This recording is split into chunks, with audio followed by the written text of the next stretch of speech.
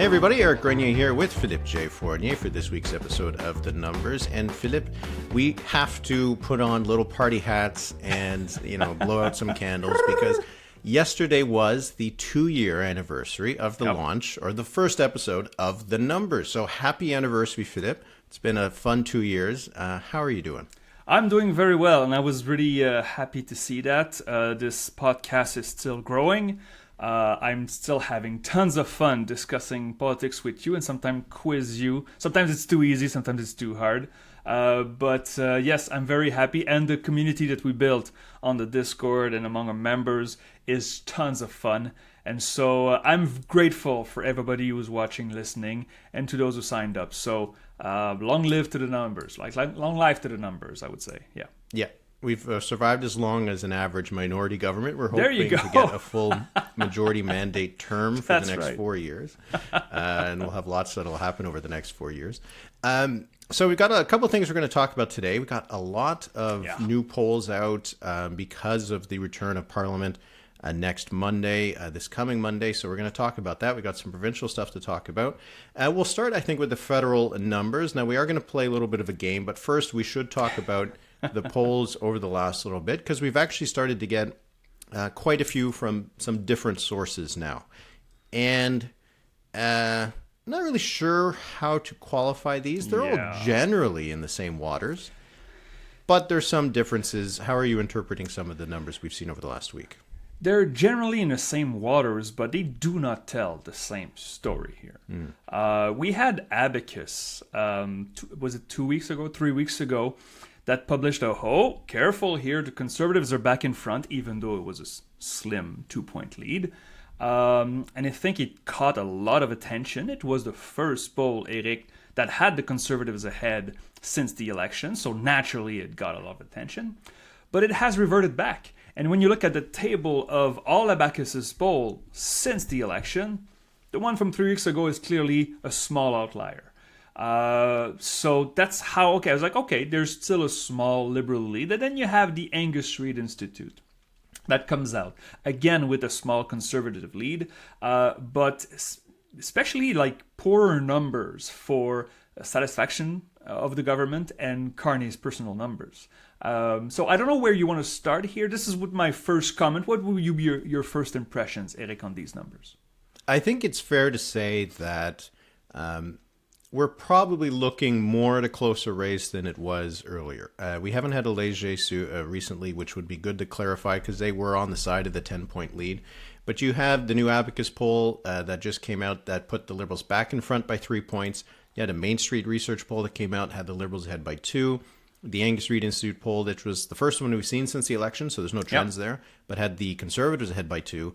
And then we had the new Nanos poll out Tuesday morning, which has a 10-point lead for the Liberals. Now that is starting to look a little bit more on the outside of where things might be. So you look at the Angus Reid Institute poll that had a drop in Mark Carney's approval rating. You have the Abacus data poll, which is still, despite the fact that it's putting the Liberals back in front, is showing government approval rate has dropped a bit, and Carney's own numbers have gotten a little bit worse. They're still pretty good, but they're worse than they were earlier in the summer. So I do think it's fair to say that, are the Liberals in trouble? Maybe not, but I do think that the summer has probably shaved off a little bit of their support and a little bit of Mark Carney's own personal approval. I think that's probably an accurate thing to say at the end of the summer. Yeah, but that was expected all along. Right? I mean, the Liberals were not going to have a plus 25 satisfaction for years. It was not going to happen. So, it's always when you you put the numbers into context, when you look at the plus 18 of government satisfaction that Abacus has measured, it's lower than it used to be, but any government, any premier in this country would take a plus 18 in a heartbeat, right? So, this is why we have to take these numbers in context. And for the Angus Reid Institute, satisfaction is still plus 10. Again, lower than it used to be in the middle of summer, in the height of summer. But it's not unusual for the incumbent government, especially a new government, to have better numbers in the summer because we hear less about them and people are in generally a better mood. We've seen this many, many times. So The polling will continue this fall. We'll have a better picture of the landscape, I think, when voters go back to their routines, kids go back to school, you go back to work, you go through the normal daily life, and I think you follow the news much more. And newscasts tell us all the time that the ratings go up when we reach the middle of September. So I think we're going to have a better idea of the landscape. So, but to have a regression to the mean like this, I think was always expected. Yeah, I think that's true. There could have been a bit of a post-election kind of honeymoon that was boosting the Liberals. If they remain at this kind of level where Abacus has government approval is a net plus 18. Now, it used to be plus 30, 25, but plus 18 is still very good. For Carney to be plus 13, he had been plus 24.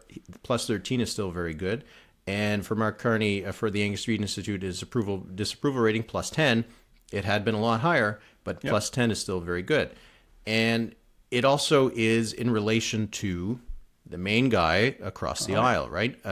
You look at the Abacus data poll, Pierre Poilievre is still -3 in terms of positive versus negative. And for the Angus Street Institute, they have Poilievre's unfavorable numbers now at 58%, which is the highest they've been. Yeah. I've been hearing a lot of discussion about some of the difficulties that the Liberals have had, that they might lose some of their progressive voters with the way that they've been moving more to the right, to center right. Elections are still a choice between two different options. Yeah. Pierre Poilievre was so strongly positioned at the end of 2024 because his opponent was Justin Trudeau. Yeah.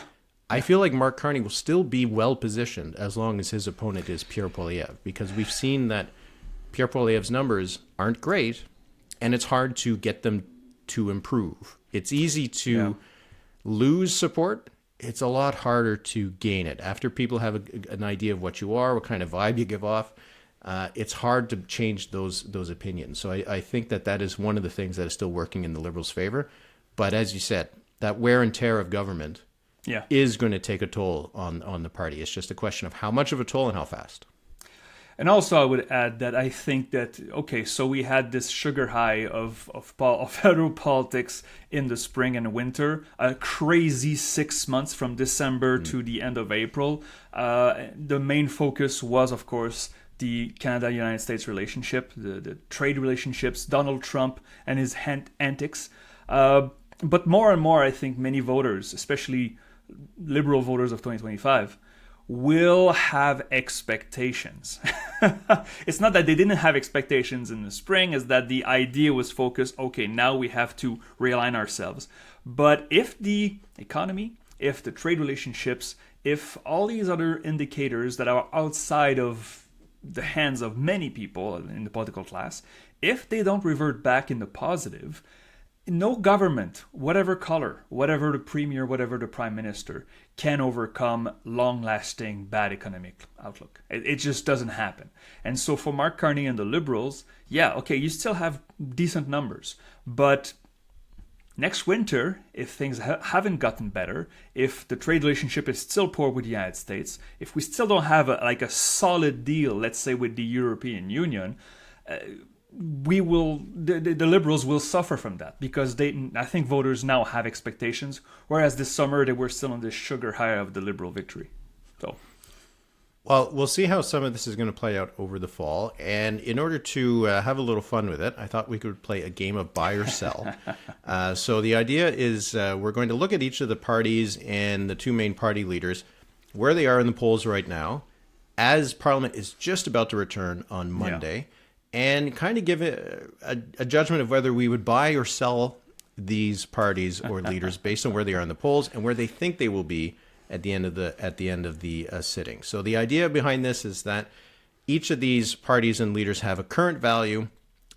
Is it undervalued or overvalued based on where they will be at the end in mid-December, at the end of the mid-December? Year. Okay, that's our reference point? Okay. Yeah, once Parliament lifts. So really about whether the sitting is going to improve or worsen the market value of some of these parties. So what we'll use as our baseline is going to be the 338 Canada average, average. Very smart. And yeah, it's pretty good. And we'll see in December who made the most money on their buying and selling.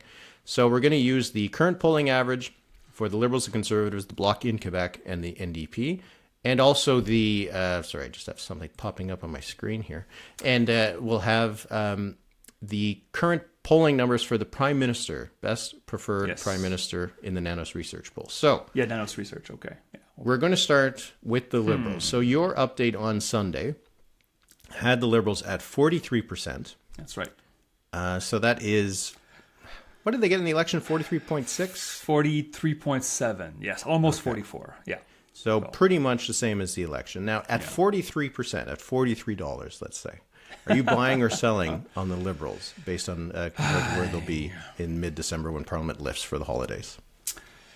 I think the smart money would be to sell, but do you see the NDP climbing this fall? They still have no leader. I think they will have a leadership race that it could be hotly contested, but I think they're off to a rocky start.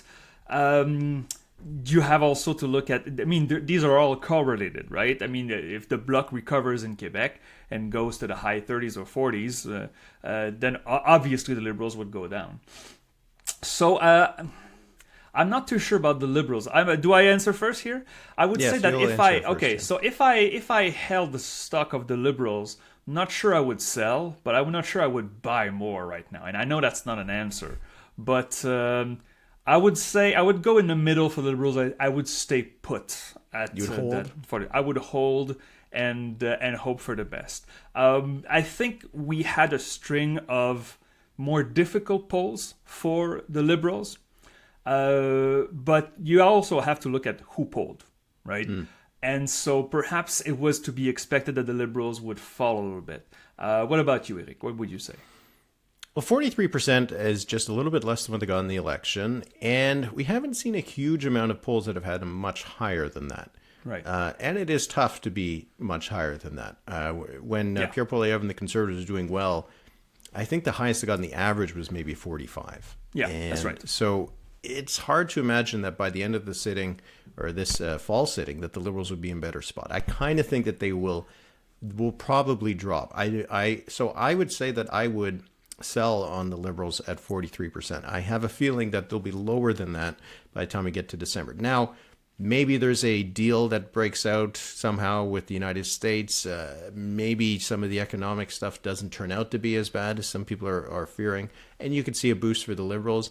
Maybe if the NDP collapse even further, the Bloc collapse, maybe something happens with the Conservatives. There's the possibility that the Liberals could end up higher. But I think that the odds are, going back to what we said before, the wear and tear of being in power is going to take a little bit of a toll on the Liberals. So I would sell at 43%.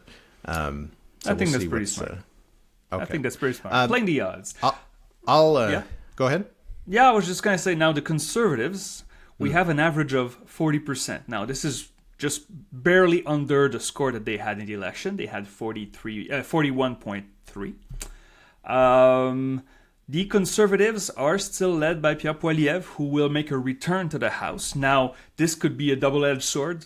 Pierre Poilievre with more exposure can be good for him, but it also can be bad for him if he doesn't manage to reconnect with not his voters, but the broader audience. Eric, what would you do with the Conservative at 40%? This one's a bit tougher. It is. Yeah, because with the Liberals, I mean, you should almost always kind of assume that a government's going to go down in support as time goes on. Now, if the government goes down, it should go to somewhere else. Conservatives would be the natural kind of home for that, and the Liberals, I should say, did gain a lot of support from sort of centrist voters. Yep. But I kind of feel like they are the less likely to move away, that the progressive voters are more likely to give up on the Liberals and go to the NDP, not to the Conservatives. Yeah. And Pierre Poilievre's numbers do not seem to be getting better. If anything, they seem to be getting worse with him in the opposition role. Maybe he can turn things around, but when you're a leader who loses an election, you have the scent of kind of a loser, kind of a yesterday's man. Yeah. And if he doesn't make any changes, and we're not really seeing any indication that he wants to make any changes, you kind of get the feeling that a lot of voters who were kind of put off by the Conservatives before are going to continue to be put off. So I actually think I'm going to have to buy some of the other parties, but I think I'll also sell on the Conservatives at 40. Really? I think both of them might be at a little bit of a high water mark right now, and we'll see what happens at the end of the sitting. But yeah, I think I'm going to sell, not a big sell, but I think I might make a buck or two on this. But I'm going to sell the Conservatives at 40. Okay, you make good points, and you almost convinced me. But I will buy the Conservative stock because I think the numbers from the past 2.5 years kind of showed us that there's a tranche of voters in the middle that don't mind parking their vote with the Conservatives. They did when Justin Trudeau was in power, and they came back. Obviously, if there's a new NAFTA or a new COSMA signed by November, I think this could be a really big boost for the Liberals, like with the Conservatives, crying foul at every time something happens with Donald Trump in the United States. But my bet is that it's going to be a difficult fall for the Liberals. The Conservative base is really strong. And if they go up by a couple of points, yeah, I'm buying on the Conservatives. All right. Okay. Well, that makes sense if you... you're held on the Liberals, so buying on the Conservatives. I did. Okay. We'll see. It could go either way. I'm not feeling strongly about any of these things. Okay. The Bloc Québécois in Quebec, we're going to use their Quebec numbers versus their national numbers. So right now you have them at 29% support. That's right. In the province. Buying or sell? Why don't you go? Okay, I'll say this. I can make the case either way, Eric. Here's how I would put it. The Bloc Québécois at some point will have to answer question for what the Parti Québécois is saying. Like that doesn't happen too often outside of election time. But we are entering an election year in Quebec, and we're going to talk about the Quebec poll that came out yesterday, and that more data will come out today. I think it's going to be a challenge for Monsieur Blanchet to kind of keep the PQ in check. And so I can see that going either way. Now, if you look at the historical average since Blanchet came in as bloc leader, 29 is kind of low, right? They went down hard during the campaign and recovered somewhat. They had just under 28% of the vote in Quebec. So I will buy for the Bloc Québécois. I think it will go back to the 30s. I don't think it's going to go that high, but back into the 30s for the Bloc Québécois would be a profit considering it's at 29 right now. What say you? To be consistent, I think I'd have to buy on the Bloc because I'm selling on the Liberals and the Conservatives. But I would selling everybody. Yeah, sell. I'm just going to put it all under my mattress. I think that the reasons that I would buy on the Bloc is twofold. One is, as we'll talk about the PQ's numbers there, the numbers are pretty good for the PQ. And as we get closer to a Quebec election, I think as you get close to a provincial election, I think there tends to be a bit more of a pull from the provincial parties rather than from the federal parties in terms of public opinion. Now, I'm not saying that's going to be worth a lot, but maybe it's worth a little bit for the Bloc. That if the PQ is doing well and the PQ seems popular, the Bloc will, by association, seem a bit more popular. The second is that if the Liberals are going to come down a little bit, I think it will be on more of the progressive flank, because I think that there are a lot of centrist voters who might have agreed with a lot of the Conservative policy, but didn't like the Conservative leader. And so if they get the Conservative policy with a leader that they like more, they'll stick with that leader, even if he's not getting wins every week. But I think that you could see some of those Quebec voters who supported Mark Carney and the Liberals, pretty big numbers, pretty surprising numbers, considering Carney's command of the French language and understanding of Quebec. So I think that those voters might be pretty easy to peel off. And if they do get peeled off, I think they'll go to the Bloc. So that's why I would buy on the Bloc Québécois at 29%. I think they'll be a bit higher than that by the end of the sitting. Okay. All right. The New Democrats. The New Democrats right now, 8. I have an average of 8, but we have seen polls as high as 12 and as low as 6 of late for the NDP. Eric, you go first on this one. What do you think? I like 8 as the number to start with, because if they were at 6, you'd have to buy, because I think 6 is probably their floor. 8 is maybe not as high as would make me a bit more comfortable to sell. 8 is I kind of think that the NDP is going to get a boost from the leadership race a little bit. Yes, it is going to put off some people, but if one of the candidates seems appealing enough, then it could give some reason for some people to lend their vote to the NDP. And I think we could see the kind of thing where you get a lot of vote parking. That if some people are kind of upset with the Liberals and Carney, not willing to go over to the Conservatives, maybe it brings down the denominator a little bit and there's more NDP voters. So I'll buy on the NDP. I don't, when I see those polls where the NDP is at 12 or 13%, I think that that's mostly a parked vote. I mean, there hasn't really been that much going on that would boost the NDP in the last little while, especially when you don't have a permanent leader and that kind of thing. But I do kind of think that there will be a lot of polls that are showing the NDP at 10, 12, 13 over the course of the fall. So I will buy on the NDP at 8%. That's pretty smart. I wonder if I should hedge here. Edge here. Sorry, my H is... Oh, no. It is hedge. Is it hedge? Hedge, is it yes. hedge? Yeah, hedge, with an H. Okay, sorry. Because I held on the Liberals, I bought on the Conservatives, I bought on the Bloc. If I buy on the NDP, where's that vote coming from? Here's the thing with the NDP. If that number was 10, I would sell right away.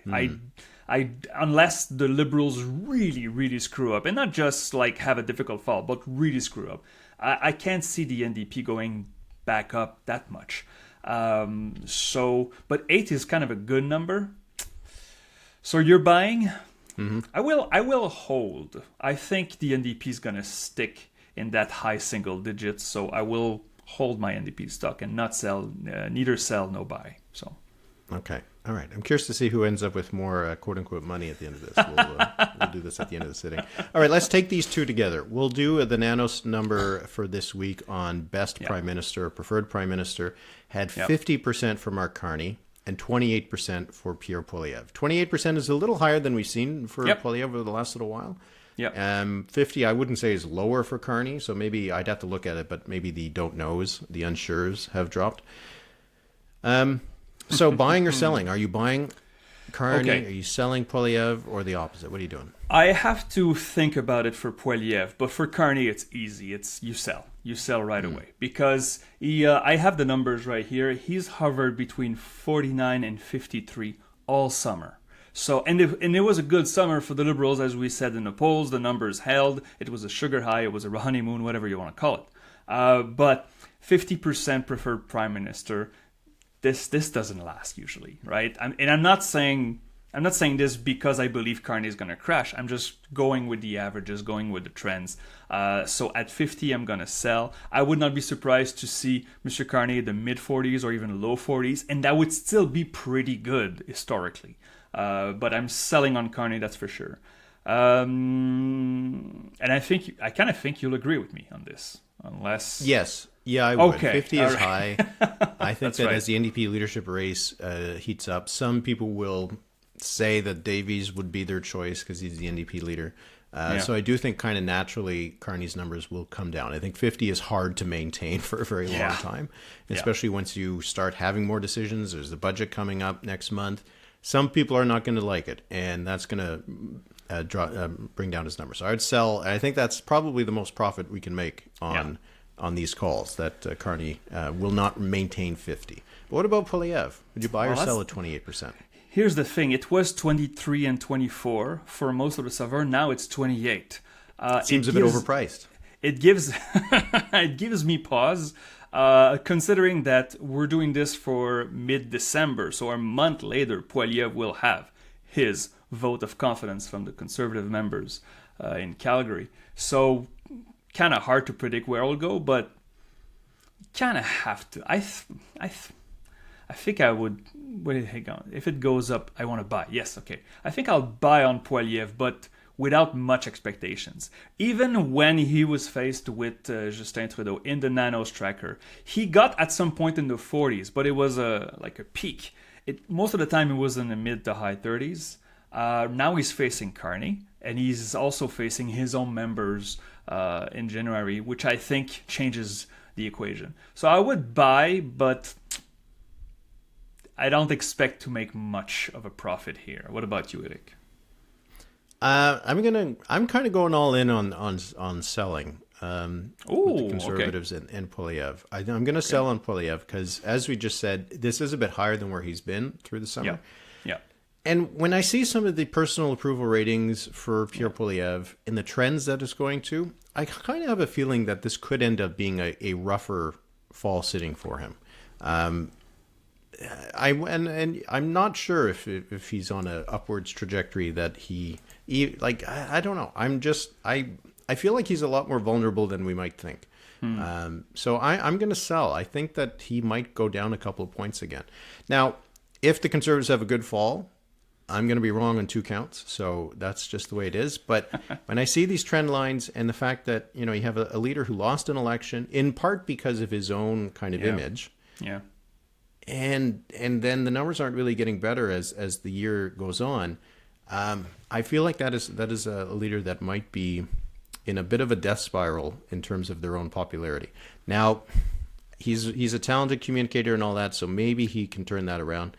But I just think that his challenges are pretty big, and he doesn't seem like he wants to change all that much. So I don't know. If you keep trying to do the same thing and hoping it'll work, that's not usually a good strategy. So we'll see. But Eric, the thing is, okay, if you're right, if Poilievre numbers in December are around the low 20s, what happens then to the confidence vote? I mean, you're kind of saying that you think he's going to enter that convention in Calgary very nervous. Because if his personal numbers don't improve, you would have to think that Conservative members would take a second look and say, can we win with this guy? That's going to be very interesting. That's one of the storylines of the fall, let's be frank. Yes, we follow what's going on with the Canada-United States relationship, but what happens to Pierre Poilievre? He clearly wants to stay on, but at some point it won't be his decision. So anyway, interesting, Eric, interesting. One point on that. I was saying how Carney's advantage is that his main opponent is Pierre Poilievre, who is more unpopular than he is. I think one of Poilievre's advantages within the party is that there's really no one else right now in the wings. And so you still got to make a choice, because if it's not him, who is it? And I'm not sure if the answer to that question pleases a lot of Conservative voters either. That's good. But I just wonder if he, instead of getting a 91, he gets an 81. And people, it's not enough to make him go anywhere, but it's enough to be like, I don't know. We'll see. We'll see. Still lots of politics to go before then. Yeah, we'll talk about that in time, because we have to talk about this confidence vote, but it's too early, so we'll get there. So, all right, we're going to move to some provincial things. And just this morning, we got a new poll from the Angus Reid Institute, which polls on 9 of 10 provinces. We love that. PI, we're very sorry. The Angus Reid Institute says their panel is just not big enough in PI to make sure they can get a good sample there. So we got 9 out of 10 provinces. We get their test of their approval ratings for the premiers. And I got the joy of telling Philippe that this poll was out, seeing his reaction when he looked at it. Yep. And I think there was one number that stuck out to you. Oh, I mean, it's obvious. Here's the thing. So we're going to talk about it in a minute, but I published a Quebec poll yesterday for L'Actualité magazine, and it was picked up by other media. There's part 2 coming today. We'll get to that, but sometimes when we see polls diverging, it makes us nervous, but we don't see that right now.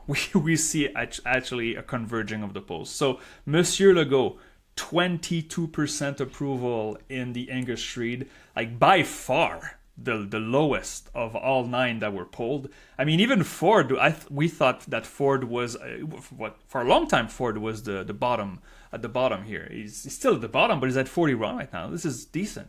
Legault is far, far behind 22%.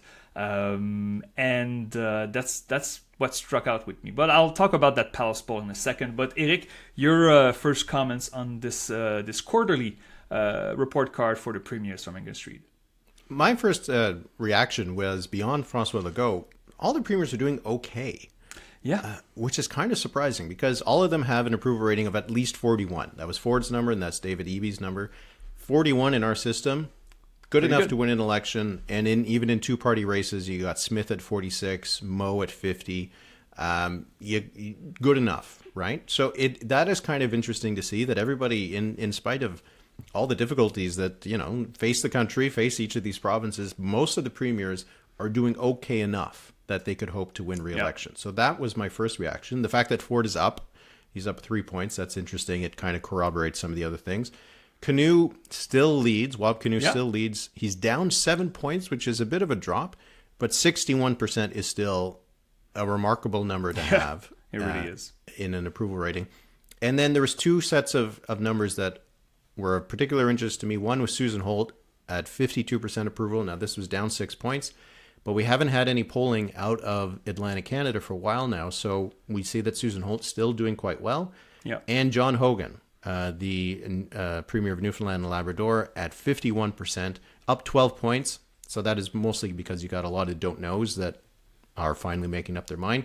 He is facing an election in a little over a month. The call is likely to come in the next few days. So to see John Hogan at 51% suggests that he is the favorite to win that election. Yeah. And that's where he enters this election season. So those are my reflections based on these numbers. Was there anything beyond the Legault numbers well, seeing Canoe lose 7 points but still being at 61 strikes the eye, right? Mm-hmm. So, again, still, do we call it a honeymoon when it's been 2 years? Mr. Canoe was elected in September 2 years ago in 2023. So far, the performance still pleases most Manitobans, but to be continued, because if he loses 7 more points in the next quarterly poll from the industry, which would come, I think, in December, he'd still be leading. It'd still be leading, but we would say, okay, maybe we're entering a new phase in Manitoba. No, I had the same general comment as you. I'm looking at Monsieur Eby in British Columbia, down 5 points at 41. British Columbia is very much a two-party race, right? 2.5 if you count the Greens, of course. But 41 in BC is not that great. 41 in Ontario is great. For Mr. Ford. I don't think it's that great for Mr. Eby, that number at 41, considering the state of the politics there. So, no, that's about it, Eric. It's very interesting. Thank you for the Industry Institute for still doing those quarterly polls. All right, we're going to get to Quebec in a second, but just because it's a smaller kind of morsel to discuss, let's just talk about New Brunswick. A by-election has been finally called in Miramichi West. This will be on October 6th. This was Mike Dawson, who was the PC MLA, who resigned to run for the federal Conservatives in Miramichi Grand Lake, which he successfully did. He was elected back in April. And so there's a vacancy in this riding, which has actually had a lot of voting. There was a by-election in 2022 in this area. There was the provincial election in 2024. And now they're going to vote twice in 2025. So Miramichi, the place to go to vote. The results in the last election were 57% for the PCs, 34% for the Liberals, 4% for the Greens, and 3% for the People's Alliance, which doesn't exist anymore. Yeah, exactly. It seems like the onus is on the PCs to win this. The Liberals do seem to have, Susan Holt, as we just see from these approval ratings, still doing quite well, but probably too much of a bridge to cross, I would say, that 23-point gap from the last election. We don't see that of course, as you said, we did not have much polling out of Atlantic Canada, but the Liberals in the general election had almost 50% of the vote. I think it was 48 point something. So, and they had 34% in this riding. It's kind of hard to see the Liberals jumping that high unless PC voters stay home. So this should be a hold for the PCs. We'll see in a few weeks where it stands. All right, let's get to those Quebec numbers. Should we set the stage first with what the heck is going on in Quebec? Okay. Maybe you could describe what is a pretty huge week in Quebec politics. So last week, just after Labor Day, we have a public inquiry in Quebec that's going on. So we have cabinet ministers, and last week it was the Premier Legault appeared in front of a judge under oath questioning about overcost with it's called SATLIC. Basically, it's the Bureau of Motor Vehicles, or whatever you want to call it, that had an computer system that was supposed to be built for a few $100 million, and it cost over $1 billion. And so it's a huge scandal here. And you had the Premier testify. Now, he did okay in his testimony. But for the average or the median voter, just to have a Premier swearing on the road, being asked in front of a judge and asked questions about how did they miss that it cost so much and where's the money now and all this. And so it's been a really bad week for the CAQ after many, many bad months that in the past year, right? And so this new poll from Palace Data, by the way, the date of the poll was chosen weeks ago. Right? So it just coincided that the polling was done right after Legault's testimony. The Parti Québécois up 7 points at 38% of voting intentions. This is the highest for the PQ since the Marois years, Pauline Marois, so over 12 years ago. Liberals holding steady, 27%. Conservatives, again, holding steady, 15%. They had 14 in June. This is like what we're used to for the Conservatives. And notice I still haven't mentioned the CAQ. CAQ is at 11% in this poll. And I asked around, when I saw those numbers from Palace, you always wonder, could it be an outlier? Could it be a little too low? You know, I asked around, even in the CAQ, their internals say the same. And so 11%, and then you have Québec Solidaire falling 4 points at 8%. So this is the state of Quebec politics. So I would like to get into the leaders' numbers. But Eric, what do you make of these numbers? Well, like, what was your reaction when you saw them yesterday?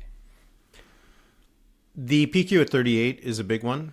They seem to have hit a ceiling at around the 35% mark. So to see that they've broken through that ceiling, I think is pretty significant. And starts to reduce maybe sort of the kind of the weirdness that would have been that they could have won an easy majority government in the low 30s with 1 in 3 support. Once they're getting up into the high 30s, that's kind of normal for a majority government anywhere. The Liberals holding at 27, I think, it shows that, you know, the change of leadership there did have a positive impact on the party. Still a lot ways to go, but you know they're at least in the running. 11% for a governing party. Yeah. I'm not sure when's the last time I saw that, to see such a low result for a party that is actually in power. Yeah, majority. You know, yeah. Like, I mean, we've seen in the past parties dropping into the low 20s or the high teens. You know, the Trudeau Liberals at one point were at 16% in that Angus Reid Institute poll done in the holidays before Trudeau resigned. Yeah. But to see a governing party at 11% is just something you do not see very often. And is it a bit on the low side? Could be.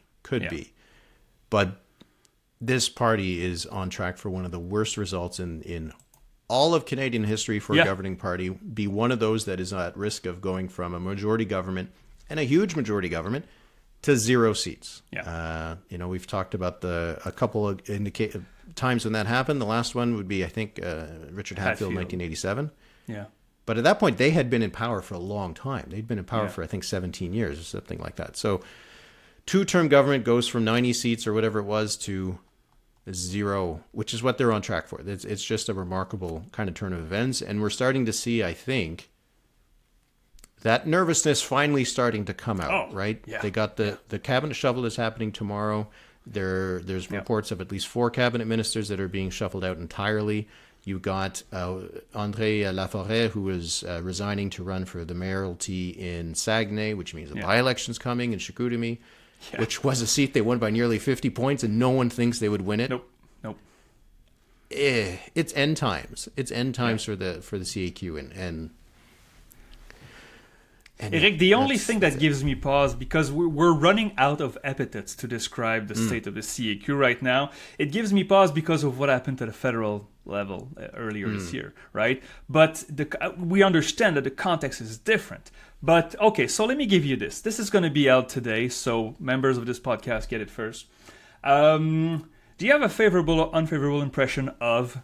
I did all the leaders, and I'm doing a tracking over time. In June, François Legault's favorables were awful. It was 71% unfavorable and 15% favorable. So that's That's minus 56. And we discussed this, you and I. We thought, is that Kathleen Wynne numbers at the end? Perhaps Brian Mulroney's number near the end? This is like end times. Well, here are the new numbers. 77% unfavorable. Wow. 10% favorable. That's a minus 67. And this is why I went on our Discord yesterday to discuss with our members without telling them the number and ask them, Can you find me like the worst, from a serious firm, the worst score of a premier or prime minister in recent history? And I was thrown by your members, thrown some examples. Again, Kathleen Wynne and others. A Salinger in Manitoba. None of them could match this. This is a minus 67. So 10% of Quebecers have still a favorable opinion of François Legault, and half of those is a mildly favorable. There's no way that the CAQ even comes back to respectability, let alone win, with François Legault. Like, the shuffle has to include the premier at some point. He's not going to shuffle himself, but I think there's going to be some nervous Nellies in there. Because these numbers... There should be. They should have been nervous for years. They should, but this is getting worse. I mean, I didn't think... I mean, it's like they hit rock bottom and then the bottom fell again, right? It's just...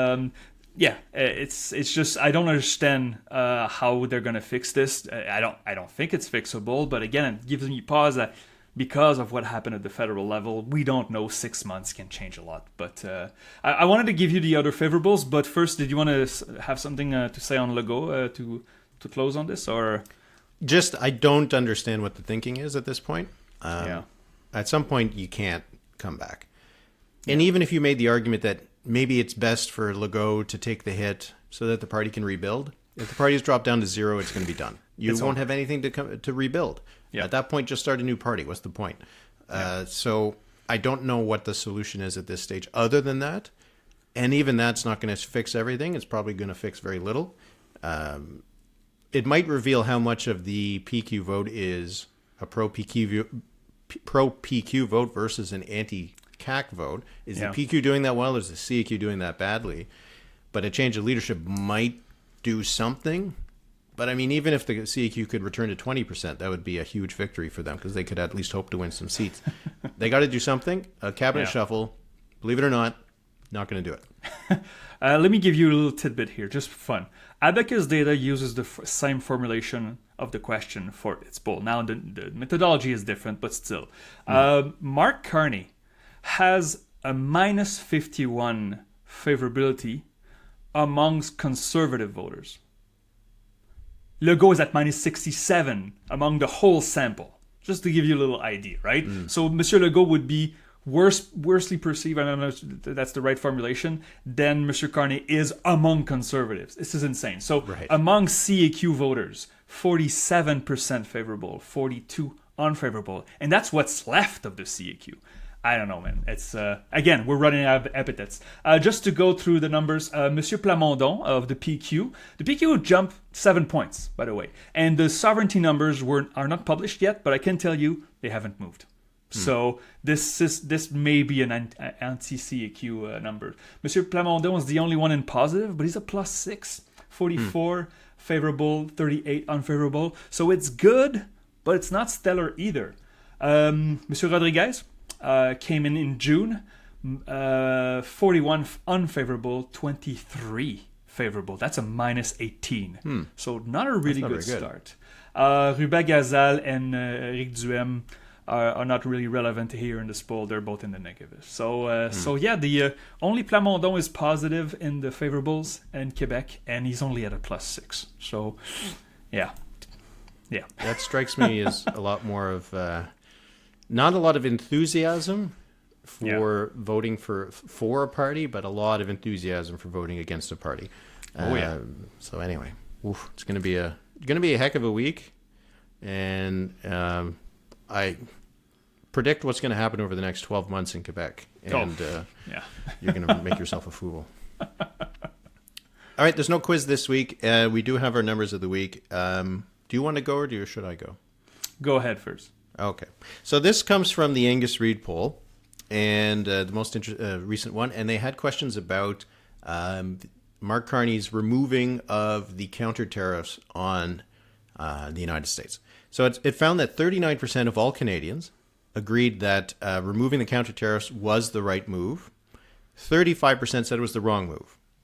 Interesting to me that the two are not too divided. But what I was really finding, that struck me, is how liberals and conservatives viewed this. Okay, So 47% of Liberals thought it was the right move. 27% thought it was the wrong move. That's Among Conservatives, 40% thought it was the right move.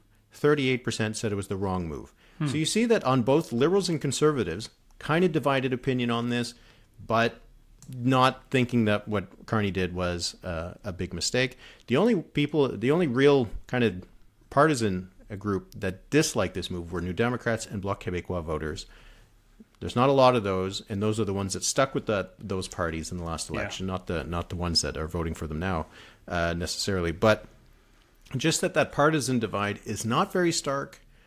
It just continues to show, and we've seen this a number of times, that Canadians don't really have, this isn't an 80-20 issue in terms of how to approach this. Yeah. So it's a delicate balance for Carney and the Liberals, but also it's not obvious that they could make the wrong move that is going to get people really upset. Because people don't really know what is the right move right now, which honestly kind of tracks. Like, who knows what to do with Donald Trump these days? Exactly. My number of the week is 46. Now, this is the approval rating for Danielle Smith in Alberta. I find it interesting. It's a drop of 5 points, so it is statistically significant.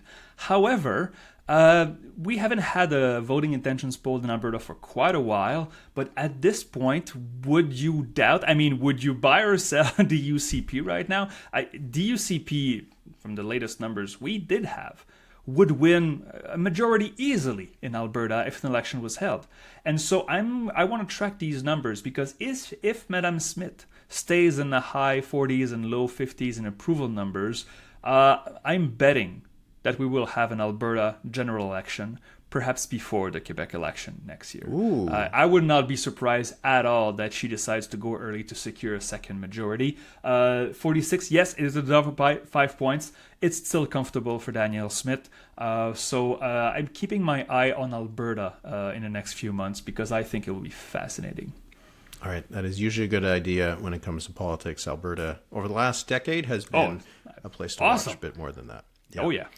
All right, that'll be it for this week's episode. If you want to get early ad-free access to the episodes every week, you can go to thenumberspod.ca, and you can also get our bonus episodes. Last week we did a mailbag episode, and we do that every couple of weeks, so that's at thenumberspod.ca. And once again, if you've been listening, if you've been watching, you haven't signed up, that's fine. We're just very happy that you've been coming along this ride with us for the last 2 years. And hope that you'll stick around for the next 2 years and more. And Philippe, really enjoyed these last years. It's been a lot of fun chatting with you every week. It's my highlight of the week every week. Oh. And so just wanted to say thank you to you and to all of our listeners and watchers. I feel the same, my friend. Thank you very much, Eric. Merci beaucoup tout le monde. Have a great week. Bye-bye.